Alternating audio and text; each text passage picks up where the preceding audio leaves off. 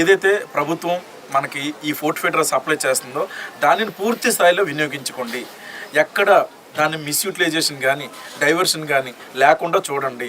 ఈ fortified rice ద్వారా ప్రతి ఒక్కరిలో కూడా అవగాహన కల్పించాల్సిన బాధ్యత మన ఇక్కడ అటెండ్ అయిన వాళ్ళు, ఈ వీడియో చూస్తున్న వాళ్ళు ప్రతి ఒక్కరి మీద ఉంది. ఇది అందరూ కూడా అర్థం చేసుకుంటే మనం చాలా పెద్ద ఈ మిస్యూటిలైజేషన్ కానీ ఇందాక నేను చెప్పిన డైవర్షన్ కానీ మనం అరికట్టడం వల్ల అవుతాం. మనకి ఆడపిల్లల్లో ముఖ్యంగా 82% ఎనీమియా ఉంది. ఈ 82% ఎనీమియాకి ప్రభుత్వ వైపు నుంచి మనం గోరుముద్ద అని చెప్పి, మిడ్ డే మీల్స్ అని చెప్పి ఒక రకమైన పోషకాహారం ఇస్తున్నప్పుడు కూడా తల్లిదండ్రులు కూడా వారి మీద ఒక బాధ్యత ఉంది. ఎందుకంటే మార్నింగ్ బ్రేక్ఫాస్ట్ కానీ, సాయంత్రం పూట స్నాక్స్ కానీ, నైట్ డిన్నర్ కానీ వాళ్ళ ఇళ్లలో చేస్తారు. సో ఆ చేసేటప్పుడు ఇంకొంచెం మెరుగ్గా పోషకాహారాలు కానీ వీటితో చేసిన వాటి ఇస్తే, ముఖ్యంగా అరిసెలు అంటే ఈ బియ్యానికి చేసే వంటకానికి కొంత బెల్లంతో చేసింది కూడా యాడ్ చేస్తే అది ఇంకొంచెం మరి ఐరన్ రిచ్ ఫుడ్గా మారి ఎనీమియా రిడక్షన్ కూడా ఉపయోగపడుతుంది. ఇప్పుడు ఇటువంటి కొంచెం విభిన్నకరమైన వంటలు చేసి చూపిస్తే పిల్లల్లో కూడా తిండి పట్ల, ఈ వంటకాల పట్ల ఆసక్తి కలిగి వాళ్ళు కూడా ఇంకా బాగా తిని బరువు పెరగటం కానీ, ఎత్తు పెరగటం కానీ, ముఖ్యంగా రక్తహీనత తగ్గటానికి కానీ ఈ వంటలు ఉపయోగపడతాయని చెప్పి నేను ఈ వీడియో ద్వారా ప్రజలందరికీ కూడా తెలియపరుస్తున్నాను.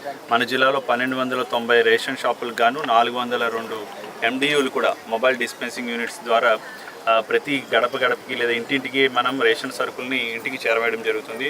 ఒక్కొక్క లబ్ధిదారుడికి 5 కేజీలు మనం బియ్యం ఇస్తున్నాము. అందులో కూడా ఈ విటమిన్ బి, ఫోలిక్ యాసిడ్ మొదలైనటువంటి హెల్తీ కెనల్స్ని కూడా యాడ్ చేసి వాటిని కూడా జోడించి మనం బియ్యంని పంపిణీ చేయడం జరుగుతుంది. 1 కేజీ బియ్యం రాష్ట్ర ప్రభుత్వం కొనడానికి ₹39.35 పడుతుంటే కొంతమంది ఆ బియ్యాన్ని అన్నం వండుకోవడానికి బాగోట్లేదు అని చెప్పి ఏదో కారణం చెప్పి దాన్ని కొంత తక్కువ రేటు కూడా అమ్ముతున్నట్టు అక్కడక్కడ సమాచారం వస్తుంది. సో దీన్ని మంచి ఆరోగ్యకరమైనటువంటి బియ్యం ఇస్తున్నాం. దాన్ని వృధా చేయకుండా తక్కువ రేటుకి మధ్యవర్తులకి, దళారులకి అమ్ముకోకుండా కాపాడవలసిన బాధ్యత మనకుంది. మన రాష్ట్రంలో, మన జిల్లాలో అయితే 9096 టన్నుల బియ్యం మనం ప్రతి నెల పంపిణీ చేస్తున్నాం. సో ఈ బియ్యం అంతా కూడా ప్రజలు మనం వినియోగించుకుంటే ఎక్కువ లాభదాయకంగా ఉంటుంది. దయచేసి ప్రజలు ఈ బియ్యంతో చేసినటువంటి వంటకాలని చాలా మంచిగా చేసుకోవచ్చు అనేది ఈరోజు మా మహిళా మనులు అందరూ కూడా చాలా బాగా చేసి చూపించారు. సో ఇక్కడ పాల్గొన్నటువంటి వాళ్ళందరికీ కూడా పేరు పేరున ధన్యవాదాలు తెలియజేస్తాను.